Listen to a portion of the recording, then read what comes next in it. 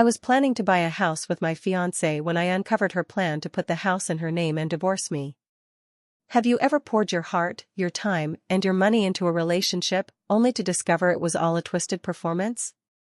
Imagine the woman you loved, the one you were building a life with, planning to marry, was just using you. And her grand plan? To publicly humiliate you for a few pathetic Instagram likes. Well, guess what? I found out. And I beat her to the punch. It was glorious. So, here's the deal. I'm 33, a distribution manager for a regional freight company. It's not glamorous, but I make solid money, about 98 grand a year, keeping trucks moving from point A to point B without any scenic detours. My fiancée, Sloane, she's 29. She worked as a social media coordinator for some overpriced juice bar chain that charged $18 for blended kale. She pulled in around $52K a year, but she spent money like she was raking in $500,000. Her entire world, her entire personality, revolved around her Instagram account. She had 4,200 followers and acted like she was running a media empire. Daily outfit posts with captions like "Casual Tuesday vibes" when she'd clearly spent 2 hours getting ready. Food photos with paragraphs about manifesting abundance. Selfies with inspirational quotes she definitely stole. You know, the whole influencer starter pack. She'd constantly compare herself to actual models, always saying things like, "Bella Hadid and I have the same bone structure." No, Sloane, you don't. I could totally do runway if I wanted to pivot my brand. Sure, January, my engagement rate is actually better than some celebrities. Yeah, because your aunt and 3 bots are very dedicated followers. We met 4 years ago at a coffee shop. I was working on my laptop, and she just walked up, asked if the seat was taken. The place was packed, so I said no.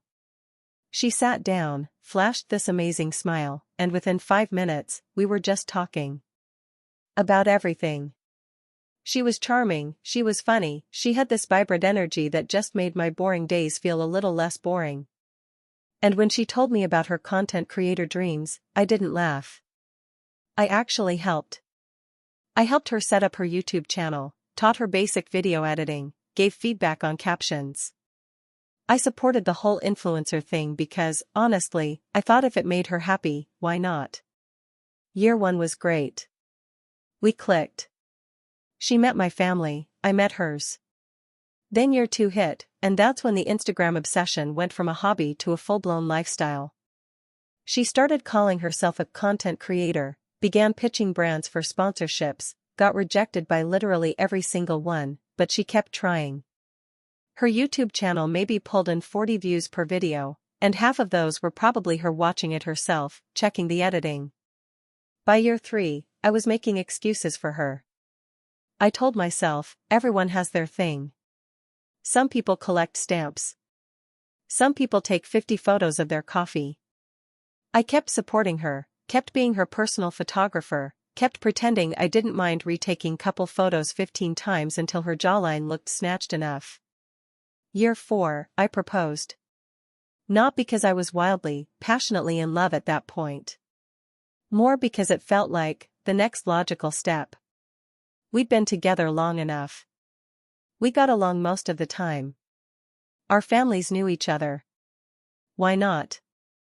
I took her to the restaurant where we'd had our first real date, got down on one knee during dessert.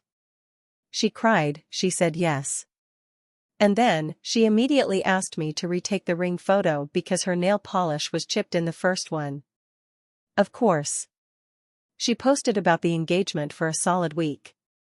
Different angles of the ring, close-ups with flowers, her hand on my chest so you could see both the ring and my face. Captions about finding her soulmate and manifesting true love. Her follower count jumped to 4,600. She was thrilled. Then came the house talk. We were both throwing money away on rent. I was in a decent 1-bedroom, she was in a studio with a roommate she constantly complained about. Combining our incomes meant we could afford something real, an actual house. Build equity. Do the adult thing.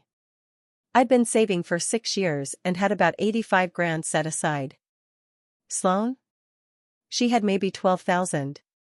We looked at places in Queens, found a 3-bedroom ranch in Bayside.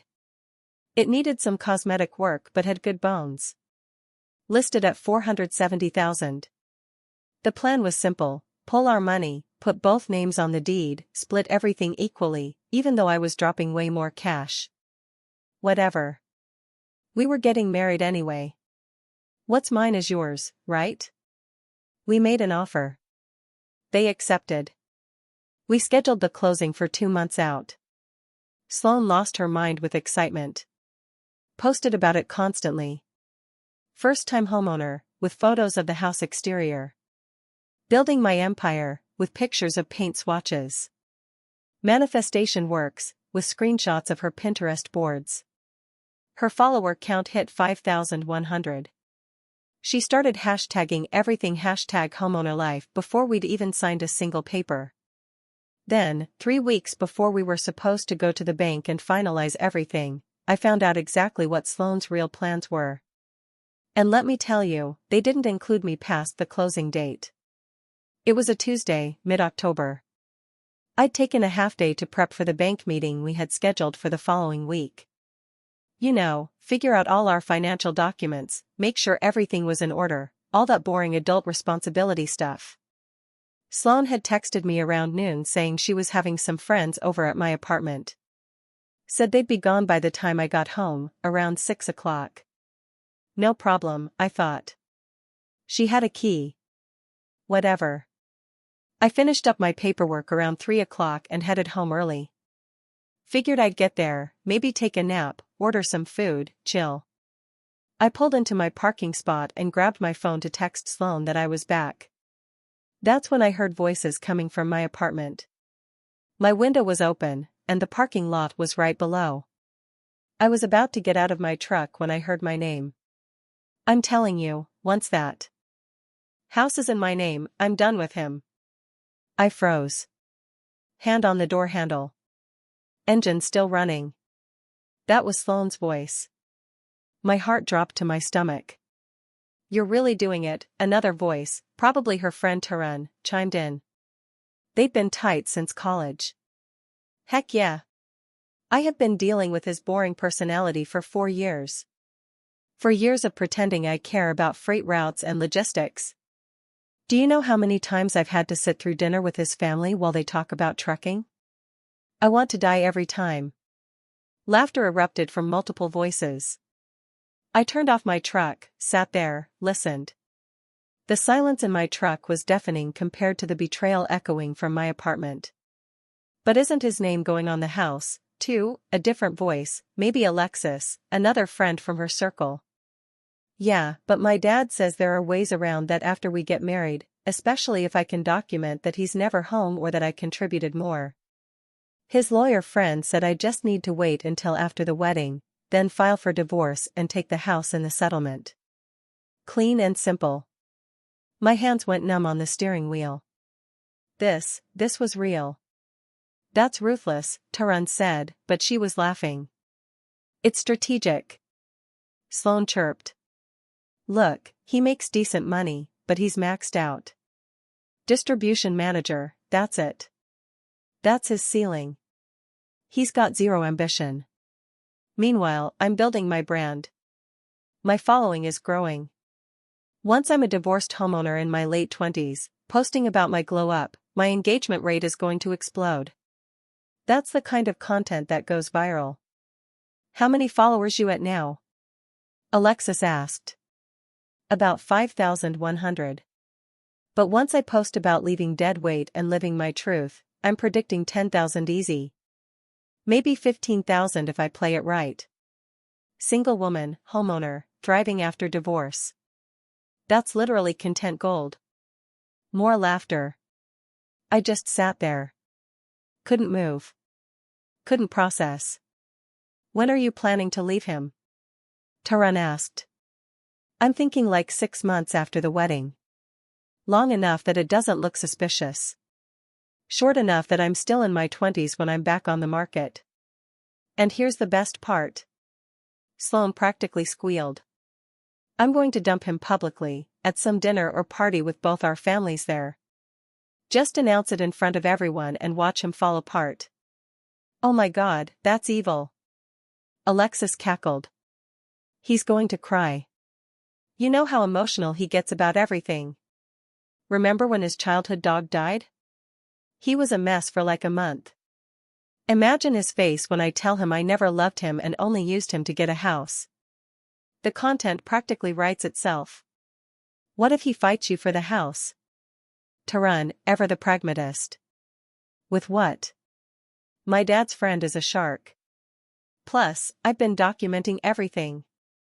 Every time he works late, I'm marking it as neglect. Every time he goes out with his friends, that's abandonment. By the time we're done, he'll be lucky if he keeps his truck. You're diabolical, Alexis said, impressed. I'm just smart. You don't get ahead by being nice. You get ahead by being strategic. And I've been strategic for 4 years straight. Once that house is mine, I'm dumping his pathetic, boring self in front of everyone and living my best life. They kept talking, but I stopped listening. I started my truck back up, pulled out of the parking lot, and drove to a coffee shop a few blocks away. I just sat there. 4 years. 4 years of dating this woman, planning a future, buying a house, getting married, and it was all a scam. A long con for real estate and Instagram followers. The thing is, I wasn't mad anymore. That white-hot rage had been replaced by a chilling calm. Because Sloane had made one critical, irreversible error. She told her friends about the plan before she secured the house. Which meant I knew everything. Which meant I could act first. I pulled out my phone, texted Sloane. Running late. Won't be back until 6 o'clock. Have fun with your friends. She responded immediately. Okay, babe. Love you. Just having girl talk. Girl talk, right. I sat in that parking lot for 2 hours, meticulously making a plan. Then I drove home. The friends were gone. Sloane was in the kitchen, humming to herself, looking through paint samples on her phone. She kissed me when I walked in. Hey, how was your day? Fine. Boring paperwork. Oh, I'm so excited for the bank meeting. We're so close to being homeowners. Homeowners, plural. Like she actually meant it. Listen, I said, trying to keep my voice even. I've been thinking. Maybe we should hold off on the house.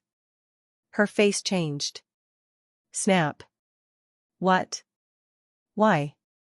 Just for a few months. Make sure we're really ready. It's a big commitment. We already made an offer. They accepted. We can't just back out, she cried. We can. We haven't signed anything final yet. We'd lose the earnest money, but that's only like $5,000 total. That's our money. We can't just throw it away. Better than rushing into something we're not ready for. Her eyes narrowed. Where's this coming from? Just cold feet about the timing. We can still do it. Just maybe wait until after the wedding. Make sure everything's solid. She stared at me. Is this about money? Because I told you I'd pay you back my half eventually. It's not about money. It's about making sure we're both on the same page. She crossed her arms. I'm on the same page. I thought you were, too. I am. I just want to be careful. She wasn't happy, but she dropped it. We ate dinner in silence. She left around 9 o'clock to go back to her place. The next morning, I called the real estate agent. I need to back out of the offer. Are you sure? You'll lose your earnest money deposit. I'm sure. Send me the paperwork. What about your fiancée? She'll get the paperwork, too. Tell her I made the call. All right, I'll process it today. Next, I called my mom. Can you set up a family dinner for Friday night? Both families. Somewhere nice. Sure, honey. What's the occasion? I'll explain Friday. Just make sure everyone's there. Sloane's parents, too. Is everything okay?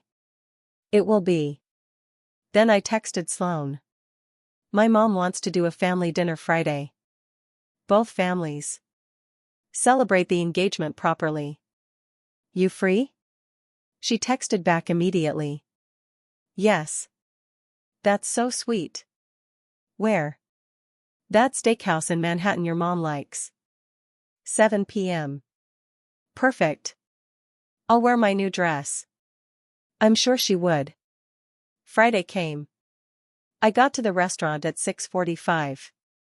Upscale steakhouse in Midtown. White tablecloths, mood lighting, $100 entrees. The kind of place you go for special occasions. My family arrived first. Mom, Dad, my brothers Rowan and Levi with their wives. They took one side of the big table we'd reserved. Sloane's parents showed up at 6:55. Her mom, Valentine, in a nice dress, her dad, Robert, in a suit, looking like he'd come straight from a sales presentation. Sloane arrived at exactly 7 o'clock. She was wearing a tight black dress, heels, full makeup, hair curled. She looked good. She'd obviously planned this outfit for maximum Instagram potential. She made the rounds, hugged my mom, kissed my dad on the cheek, complimented my sisters-in-law on their outfits, chatted with her own parents, played the perfect future daughter-in-law and loving fiancée. We all sat down. Sloane sat next to me, put her hand on my leg under the table, smiled at everyone like this was the happiest night of her life. I waited. Waited until everyone had food in front of them, took a sip of my water, set down my fork. The silverware clinked against the plate. So, I wanted everyone here tonight because I have an announcement.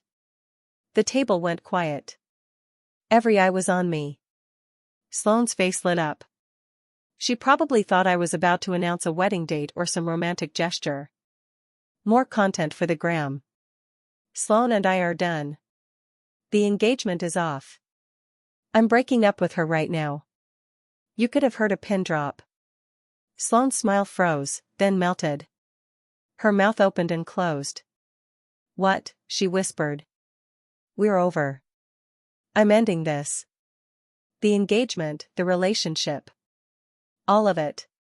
Her face went through about 15 different expressions in 3 seconds. Confusion, shock, anger, pure embarrassment. You, what? Is this a joke? Not a joke. Earlier this week, I overheard you and your friends at my apartment. You were planning to use me to get the house, then divorce me 6 months after the wedding, and take everything.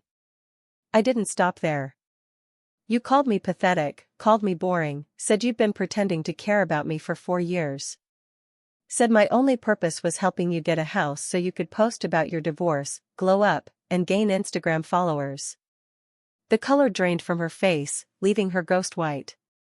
You planned to dump me publicly in front of both families, just like this, to watch me fall apart for content. You wanted to see me cry. Well, congratulations. You get the public breakup, just not the way you planned it. My mom's face stayed calm, but I could see the fire in her eyes. My dad's jaw was set. My brothers looked at Sloane like she was something they'd scrape off their shoe.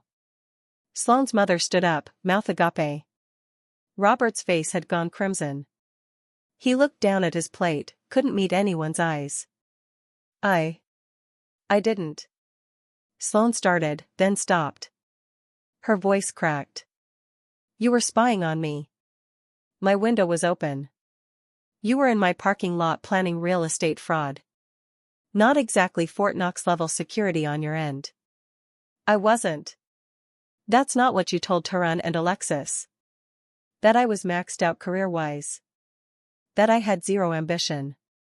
That sitting through dinner with my family made you want to die. That once the house was in your name, you were done with my pathetic self. Those were your exact words.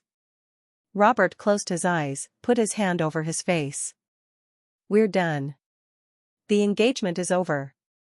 I already backed out of the house. And you should probably leave. You're humiliating me, she hissed, tears welling up in front of everyone. You were planning to do worse. I'm just saving myself the trouble of waiting 6 months. My brother Rowan crossed his arms. Unbelievable. Levi shook his head. Cold. My mom's voice was ice. I think you should go, Sloane. Valentine grabbed her purse, hands shaking. Come on, Robert. We're leaving. Robert stood up slowly. He looked at me once, his face pure shame. Then he looked at Sloane with a wave of disappointment that could have filled the entire restaurant. Let's go. They left. Sloane's mom had her arm around Sloane's shoulders. Sloane was crying now, mascara definitely running, stumbling in her heels. Robert walked 3 steps behind them, shoulders hunched. The door closed behind them. The table stayed silent for a moment. My dad cleared his throat. Well, that was dramatic. Yeah, I said, a bitter satisfaction welling up. My mom picked up her fork. All right, then. My brother Rowan leaned back in his chair. Dude, what the heck? You could have just broken up with her privately, his wife said. She was planning to do it publicly to me, to humiliate me for Instagram content. I just beat her to it. Levi whistled. That's cold. My mom squeezed my hand. You did the right thing. That girl would have destroyed you. I knew. I drove home. I got back to my apartment around 11 o'clock. There were 3 boxes of Sloane's stuff in my living room. Clothes, toiletries, random junk she'd left over the months. I'd packed it all Wednesday night after backing out of the house.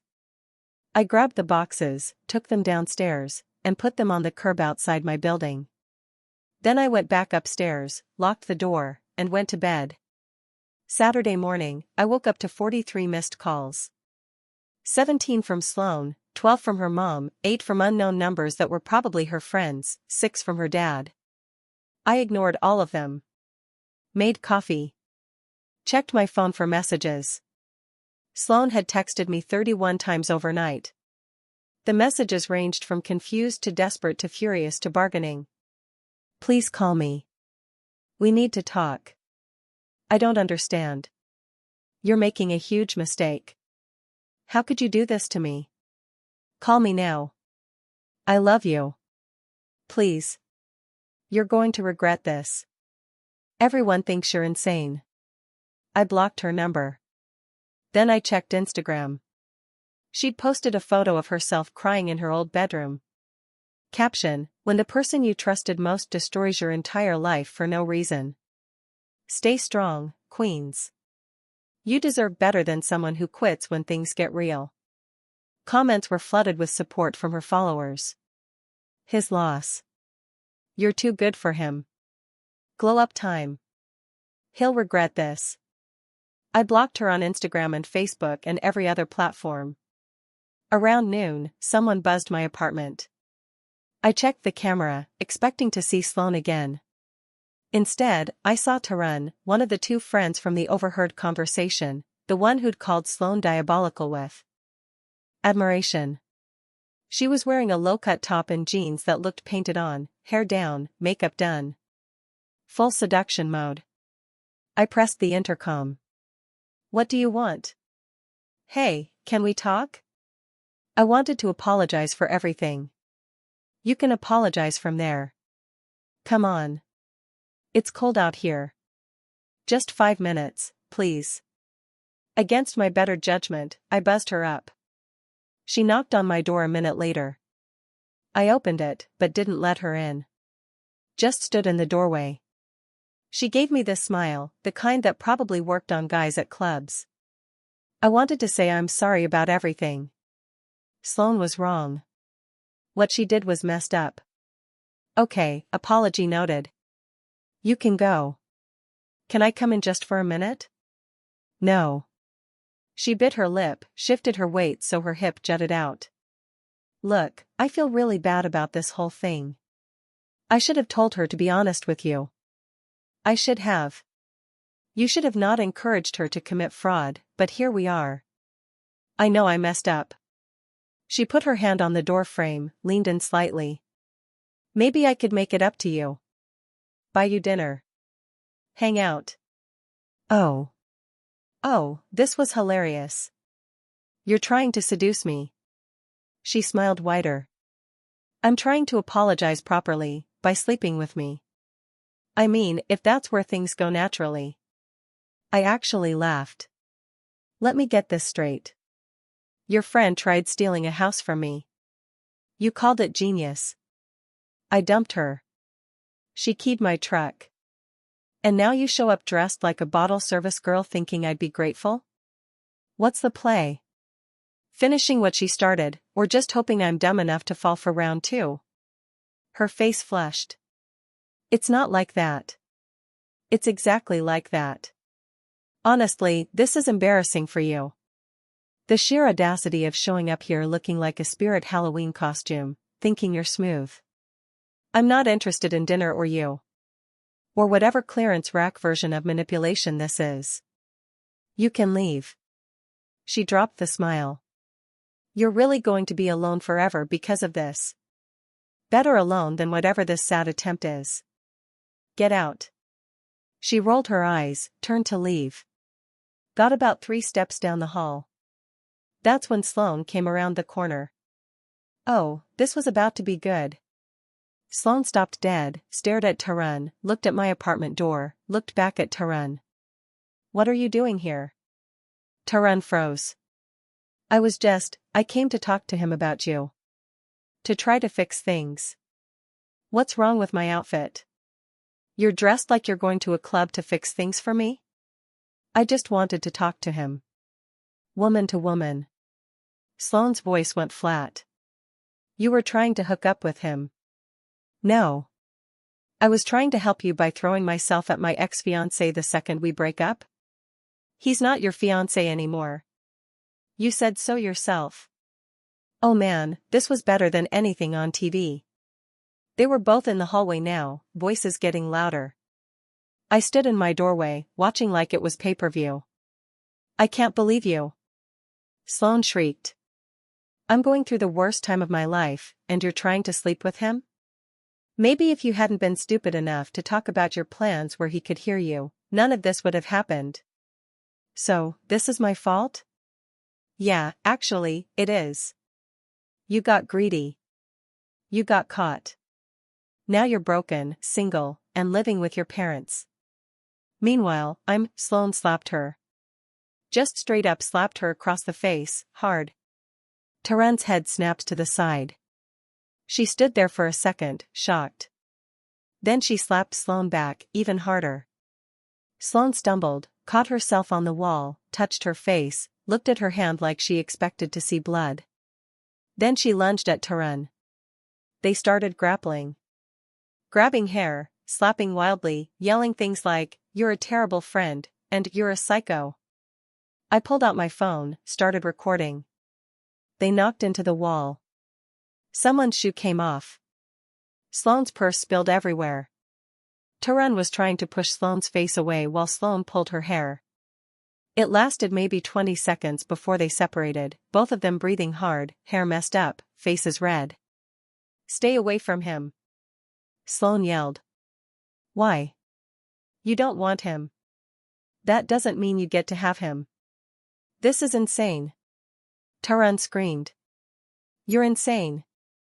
Get out. Get away from me. Tarun grabbed her shoe, shoved it back on. You're pathetic, you know that. You had everything and you screwed it up. Don't blame me because you're a mess. She stormed off toward the stairs. Sloane stood there, breathing hard, mascara running again. She looked at me. This is all your fault. Pretty sure it's your fault.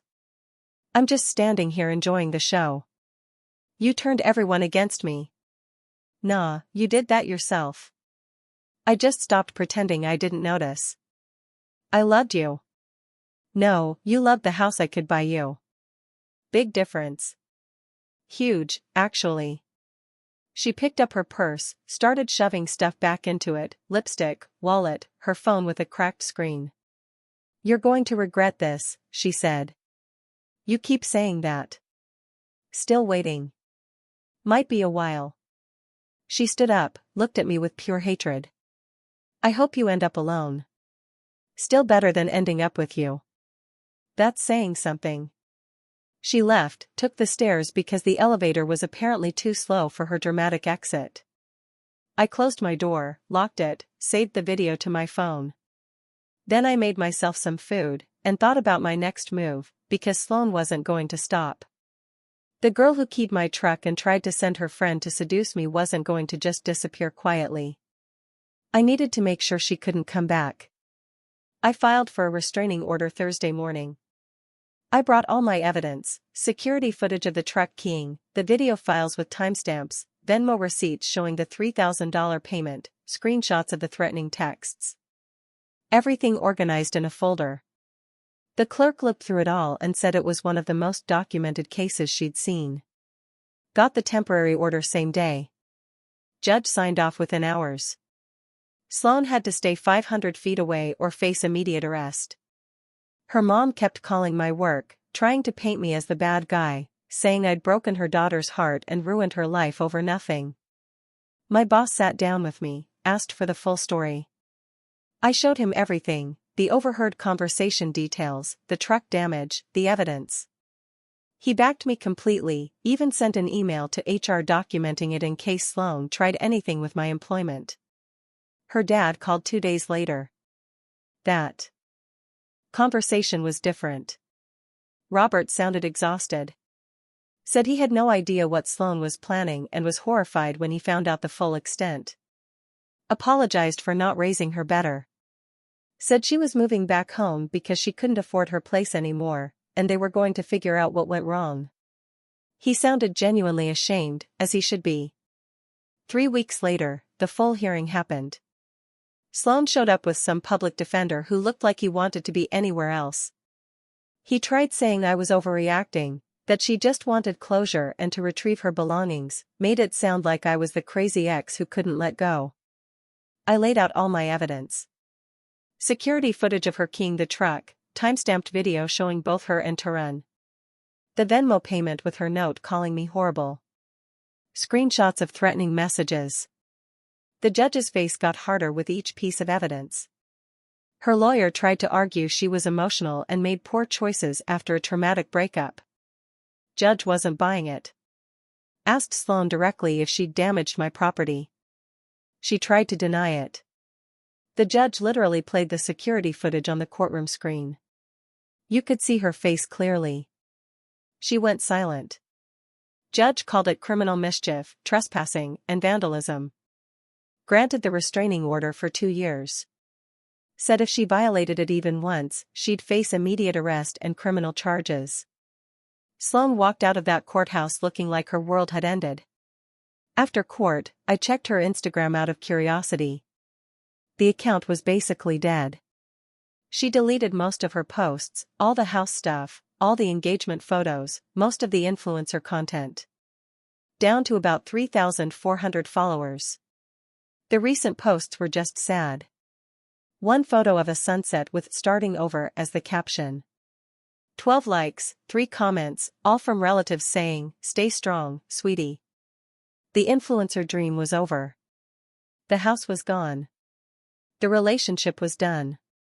And she had a restraining order on her record that would show up on background checks.